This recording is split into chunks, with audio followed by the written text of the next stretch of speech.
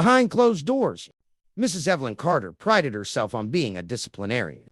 As a single mother raising two teenagers, she believed strict rules and high expectations were the only way to ensure their success. "I'm not here to be your friend," she often said. "I'm here to raise responsible adults." Her house was run like a boot camp. Curfews were enforced down to the minute. Phones were inspected weekly, and social media was strictly off. Even their grades were scrutinized. Anything less than an A meant grounding. Her children, 17-year-old Mia and 15-year-old Ethan, nodded obediently in her presence, but lived a different reality behind her back. Mia, a natural rule follower until high school, had learned early that honesty brought consequences. When she confessed to texting a friend late one night, her mother confiscated her phone for a month. After that, Mia became a master of deception. She kept a second phone, an old hand-me-down from her best friend, hidden in a hollowed-out book on her shelf.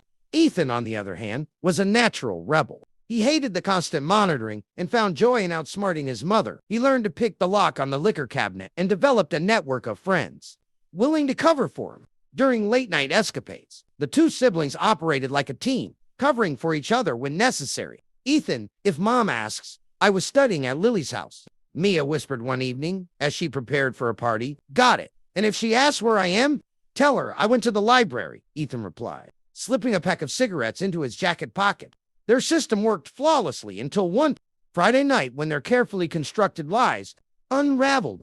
Mrs. Carter, suspicious of how quiet the house was, decided to check on her kids. Mia was supposedly at Lily's house, but a quick call revealed Lily had no idea where Mia was. Ethan, who had said he was going to the library, wasn't answering his phone.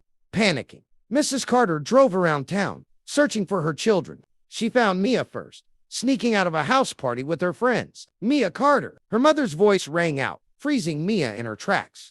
Later that night, when Ethan tried to climb in through the living room window, he was met with the blinding glare of his mother's flashlight.